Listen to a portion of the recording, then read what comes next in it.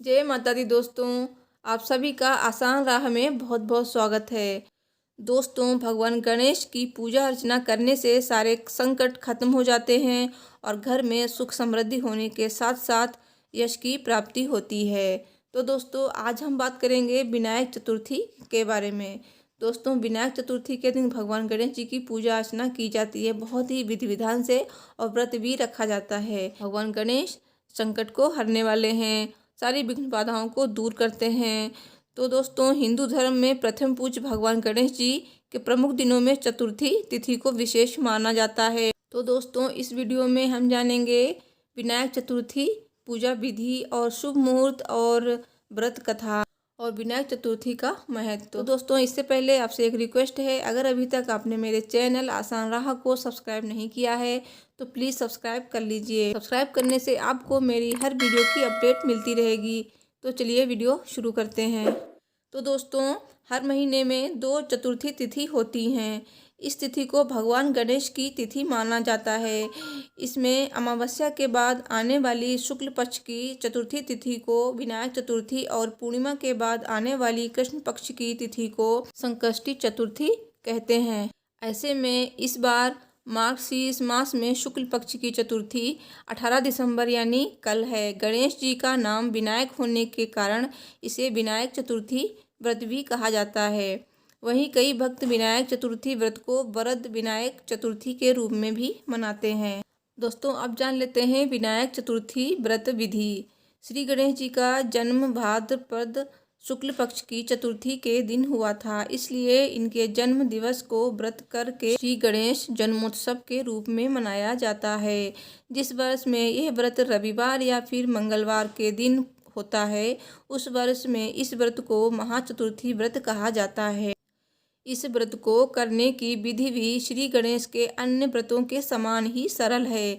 गणेश चतुर्थी व्रत प्रत्येक मास में कृष्ण पक्ष की चतुर्थी में किया जाता है, पर इस व्रत की यह विशेषता है कि यह व्रत सिद्धि विनायक श्री गणेश जी के जन्म दिवस के दिन किया जाता है। सभी 12 चतुर्थियों में माघ, श्रावण, भाद्रपद और मार्गशीर्ष माह में पड़ने वाली चतुर्थी का व्रत करना विशेष कल्याणकारी रहता है। व्रत के दिन उपवासक को प्रातःकाल में जल्दी उठना चाहिए। सूर्योदय से पूर्व उठकर स्नान और अन्य नित्य कर्म करें। सारे घर को गंगा जल से शुद्ध कर लेना चाहिए। स्नान करने के लिए भी अगर सफ़ेद तिलों के घोल को जल में मिलाकर स्नान किया जाता है तो शुभ रहता है। प्रातः श्री गणेश जी की पूजा करने के बाद दोपहर में गणेश जी के बीज मंत्र ओम गंग गणपते नमः का जाप करना चाहिए। इसके पश्चात भगवान श्री गणेश को धूप, दूर्वा, दीप, पुष्प, नैवेद्य व जल आदि से पूजन करना चाहिए और भगवान श्री गणेश को लाल वस्त्र धारण कराने चाहिए। अगर ये संभव न हो तो लाल वस्त्र का दान करना चाहिए। पूजन के समय श्री गणेश स्तोत्र, अथर्वशीर्ष, संकटनाशक गणेश स्तोत्र का पाठ करना चाहिए और शाम के समय गणेश चतुर्थी कथा, श्रद्धानुसार गणेश स्तुति, श्री गणेश सहस्रनामावली, श्री गणेश चालीसा, गणेश पुराण आदि का स्तवन करना चाहिए। पूजा में घी से बने 21 लड्डुओं को पूजा में रखना चाहिए। इसके बाद 10 लड्डू अपने पास रख लें। शेष सामग्री और गणेश मूर्ति किसी ब्राह्मण को दान दक्षिणा सहित दान कर देनी चाहिए। संकट नाशन गणेश स्तोत्र का पाठ करके श्री गणेश की आरती करनी चाहिए। गणपति जी की आरती करने के बाद अपने मन में मनोकामना पूर्ति के लिए ईश्वर से विनती करें। शाम के समय भोजन ग्रहण करना चाहिए। विनायक चतुर्थी का महत्व। विनायक चतुर्थी पर भगवान श्री गणेश की पूजा दिन में 2 बार की जाती है, एक बार दोपहर में और एक बार शाम को। मान्यता है कि विनायक चतुर्थी के दिन व्रत करने से सभी कार्य सिद्ध होते हैं, सभी मनुष्यों की मनोकामनाएं पूरी होती हैं और समस्त सुख सुविधाएं प्राप्त होती हैं। श्री गणेश चतुर्थी की व्रत कथा। श्री गणेश चतुर्थी व्रत को लेकर एक पौराणिक कथा प्रचलन में है। कथा के अनुसार एक बार भगवान शंकर और माता पार्वती नर्मदा नदी के निकट बैठे थे। वहां देवी पार्वती ने भगवान भोलेनाथ से समय व्यतीत करने के लिए चौपड़ खेलने को कहा। भगवान शंकर चौपड़ खेलने के लिए तैयार हो गए। परंतु इस खेल में हार जीत का फैसला कौन करेगा, इसका प्रश्न उठा।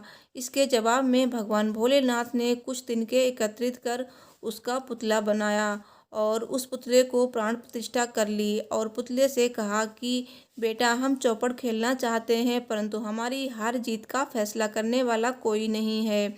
इसलिए तुम बताना कि हम में से कौन हारा और कौन जीता।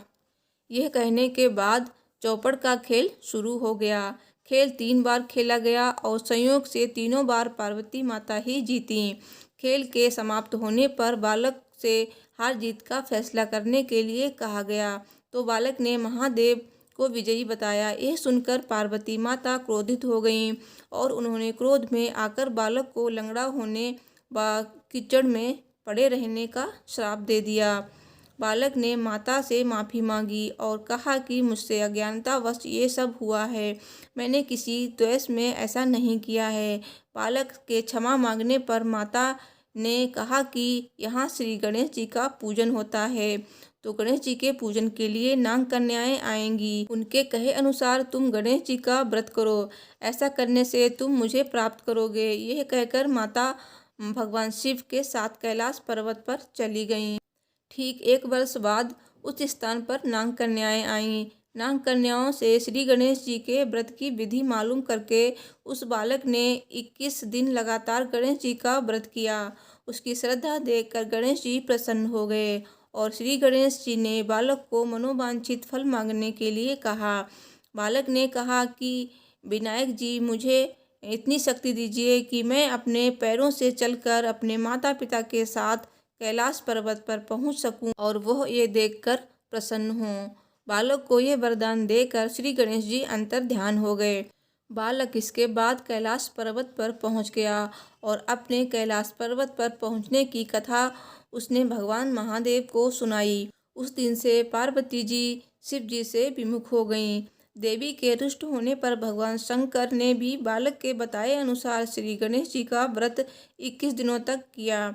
इसके पश्चात से माता के मन में भगवान भोलेनाथ के लिए जो नाराजगी थी वो समाप्त हो गई। यह व्रत विधि भगवान शंकर ने माता पार्वती को बताई। यह सुन माता पार्वती के मन में भी अपने पुत्र कार्तिकेय से मिलने की इच्छा जागृत हुई।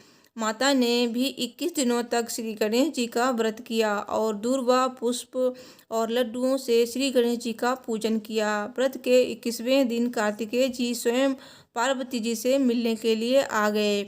उस दिन से श्री गणेश चतुर्थी का व्रत मनोकामना पूरी करने वाला व्रत माना जाता है। तो दोस्तों, अब जान लेते हैं पूजा का शुभ मुहूर्त। चतुर्थी तिथि कब से कब तक है। चतुर्थी तिथि आरंभ हो रही है 17 दिसंबर दोपहर 3:17 से। चतुर्थी तिथि समाप्त हो रही है 18 दिसंबर को दोपहर 2:22 पर। पूजा का समय शुक्रवार को सुबह से तिथि समापन तक विघ्नहर्ता गणपति देव की पूजा और आराधना की जा सकती है।